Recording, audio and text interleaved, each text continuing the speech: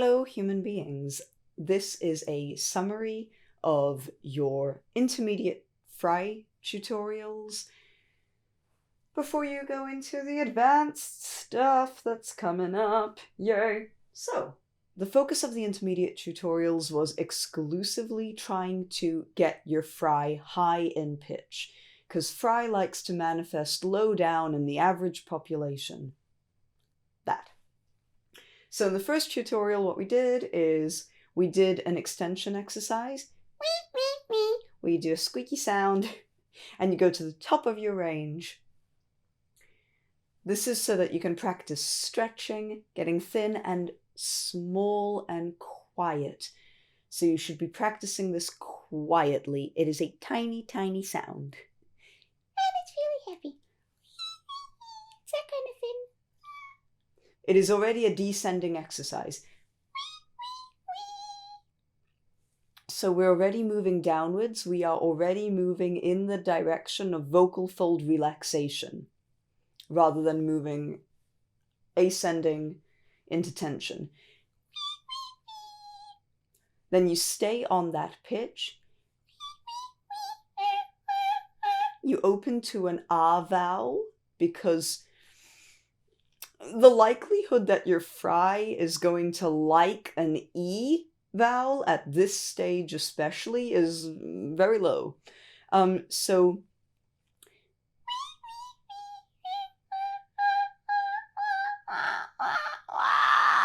and you drop the breath pressure on that.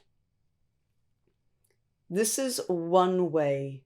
It's also one of your fastest ways to unlock really high fry, and then what we tend to do is we tend to siren up and siren down so that you can fill in all the blanks of the range, potentially. But if you're up there and you're small enough and you're thin enough and you're light enough, you should actually be up there with very little breath pressure, and you're very close to fry. Now, to the best of my knowledge, when your vocal folds are in fry, they are in a very, very, very, very similar, if not identical, position as they are in your whistle register. So actually going super high in your range might be easier. The trick is getting high enough. But just putting that out there. So it's the second thing that your squeaky is addressing, is it's getting you high in your range with more compression on your true vocal folds.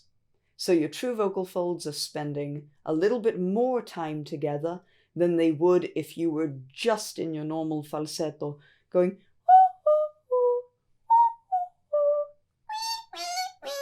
it's a little bit squeakier, more likely to go into fry, because fry is an over compression.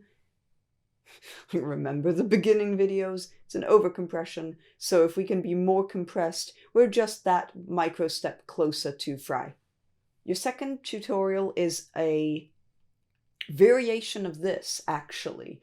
So the way that you were going and you were moving down in pitch and you were dropping and you were relaxing, which will make you a little bit more fry prone than not. But instead of doing it super high up in your range, you're starting at a comfortable range and you're sliding down into fry, and then you're moving up in pitch, hopefully moving up that fry,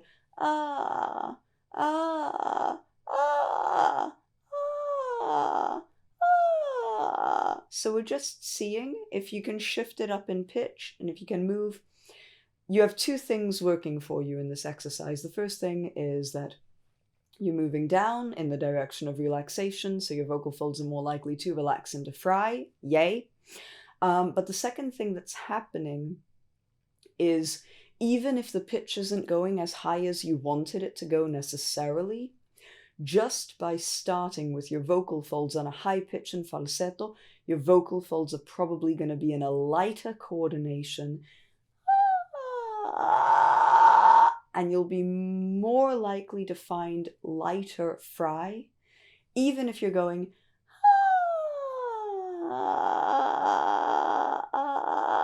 is lighter than if I went ah, same pitch. So you're just a little bit more likely to find a lighter version of fry, which is exactly what we're looking for.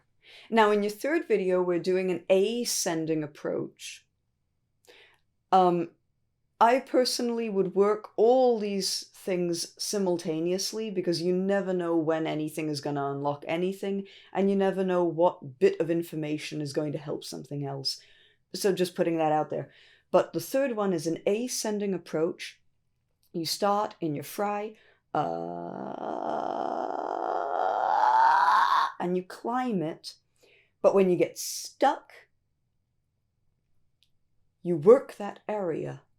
So you don't just go, oh no, I can't do it, and walk away, and you don't push it either. If the pitch gets stuck, but you're still in fry, you're using a little bit too much muscle on your true vocal folds. So you're just a little bit more buff than we want you to be. So think lighter, think quieter, think looser. Not by a lot, microscopic degrees always with fry. It's very subtle. Microscopic degrees. If you end up completely clean, probably too much breath pressure. You need less breath pressure. You can legitimately actually work areas where you get stuck and it becomes clean. You can work those clean. So you can try, if you're going, if you get that, go back,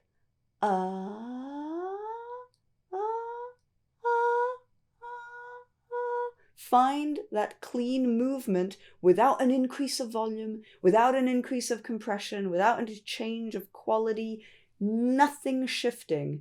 Keep your clean as identical as you can, and then try doing it again in fry.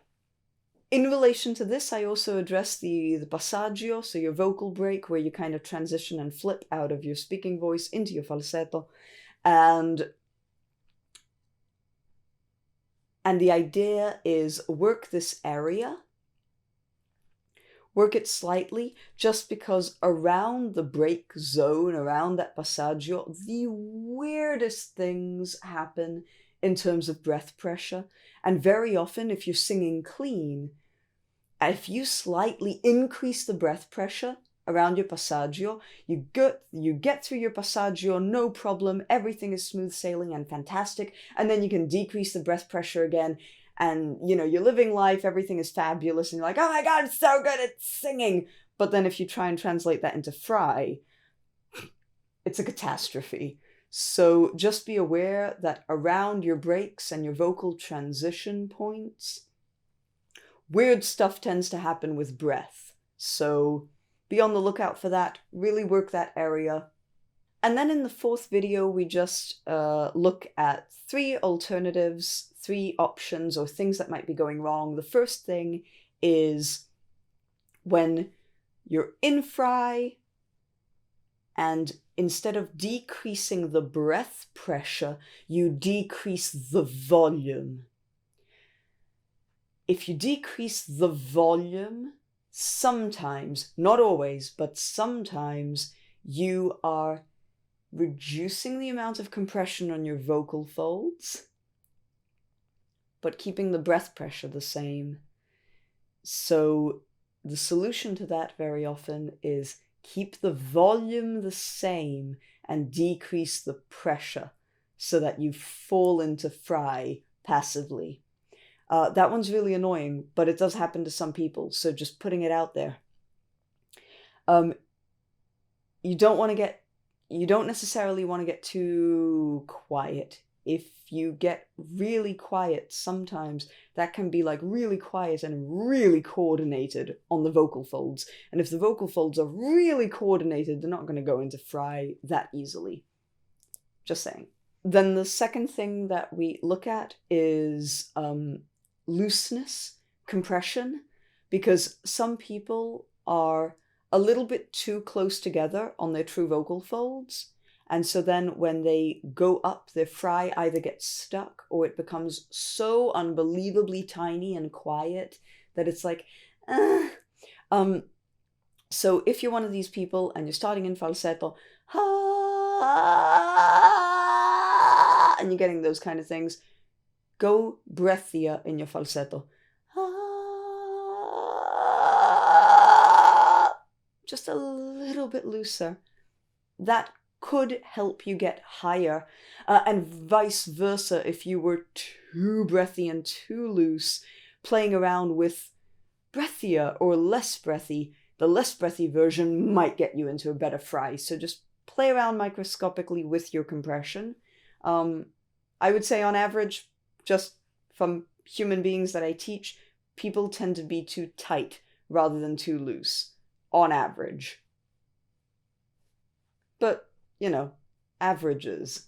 And then the third thing was just, if you're using imagery, if you're thinking of a door, you're thinking of a swing, you're thinking of a pterodactyl, you're thinking of whatever it is that you're thinking, and you want to go higher in pitch, maybe adjust the size of your mental image. So make a baby version of it, make it smaller, make it cuter, make it more compact, and it might be happier to go higher up.